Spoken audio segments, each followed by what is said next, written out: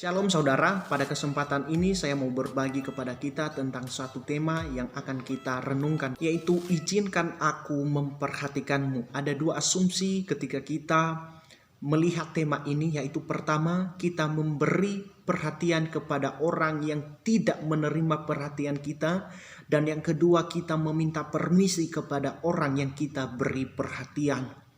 Perhatian menjadi barang yang langka pada masa ini, di mana orang lebih cenderung mengasihi dirinya sendiri dan lebih berpusat kepada dirinya sendiri daripada memperhatikan orang lain.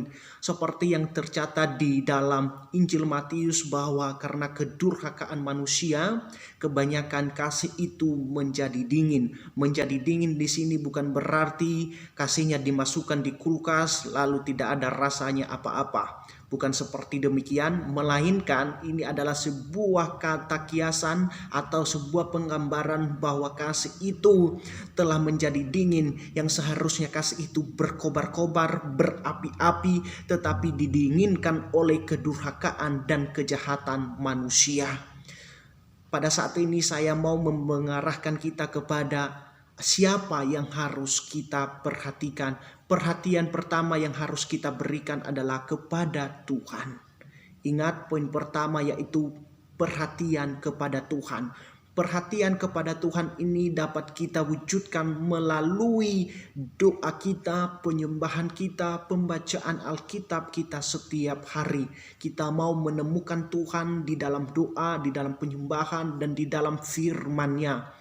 Biarlah itu cara kita memberikan apa yang kita miliki untuk kepujian nama Tuhan, seperti yang dikatakan di dalam Injil Matius bahwa kasihilah Tuhan Allahmu dengan segenap hatimu, segenap kekuatanmu, segenap akal budimu. Di sini penulis menunjukkan kepada kita bahwa mengasihi Tuhan itu harus dengan segenap kekuatan kita, sebisa kita, semampu kita. Kita harus lakukan untuk kemuliaan nama Tuhan. Di sana juga dikatakan bahwa kasihilah Tuhan Allahmu itu dengan seluruh akal budimu. Artinya apa? Mengasihi Tuhan juga harus rasional. Bukan berarti kita mengasihi Tuhan itu dengan terbawa perasaan. Boleh-boleh saja. Tetapi kita juga harus mengelolanya. Jangan sampai apa yang kita lakukan itu hanya sebuah emosi tanpa kita mengelolanya di dalam pikiran. Poin kedua yaitu perhatian kepada diri sendiri. Sebuah kemustahilan jika seseorang menghapus air mata orang lain tanpa terlebih dahulu ia menghapus air matanya. Seseorang tidak akan pernah bisa membalut luka orang lain tanpa membalut lukanya terlebih dahulu. Selesai dengan diri sendiri adalah cara terbaik untuk bisa membantu orang lain menyelesaikan masalahnya. Dan yang ketiga yaitu perhatian kepada sesama. Seperti yang dikatakan oleh firman Tuhan, kasihilah sesamamu manusia sama seperti dirimu sendiri. Mengasihi diri sendiri adalah hal yang baik, tetapi kita harus juga mengasihi sesama seperti kita mengasihi diri sendiri.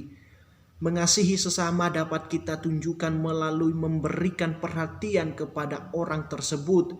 Misalnya menanyakan kabar, mendoakannya, bahkan memberi pertolongan ketika dia dalam kesusahan. Menghibur dia di kala kesedihan dan membangkitkan semangatnya di saat dia dalam keterpurukan. Namun ketiga perhatian ini yaitu perhatian kepada Allah, perhatian kepada diri sendiri, perhatian kepada sesama, yang mengcovernya adalah kasih. Kasih memampukan seseorang untuk bisa mengasihi Allah, mengasihi diri sendiri, dan mengasihi sesama. Di mana tidak ada kasih, di mana tidak ada cinta, di situ ada kejahatan. Di mana tidak ada kasih, di situ ada fitnah. Di mana tidak ada kasih, di situ ada permusuhan. Di mana tidak ada kasih, di situ ada kedengkian. Peliharalah kasih itu, jadikanlah dia sebagai temanmu. Peliharalah kasih itu sebagai teman seperjalananmu, supaya kasih itu selalu menuntun engkau untuk melakukan hal-hal yang baik yang sesuai dengan kebenaran firman Tuhan. Seperti yang dikatakan oleh firman Tuhan di dalam 1 Korintus mengatakan bahwa Tinggal ketiga hal ini, iman, pengharapan, dan kasih. Dan yang paling terbesar di antaranya adalah kasih.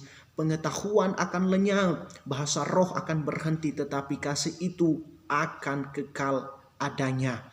Kasih menggerakkan setiap apa yang kita lakukan. Kasih menuntun kita pada jalan kebenaran yang telah Tuhan berikan. Tanpa kasih maka akan muncul banyak motivasi-motivasi yang salah ketika kita melakukan sesuatu. Jika saya ibaratkan, kasih itu adalah kunci untuk membuka pintu, maka perhatian adalah memastikan pintu itu selalu terbuka bagi kita. Terima kasih telah mendengarkan renungan singkat saya ini. Kiranya Tuhan memberkati kita semuanya. Shalom.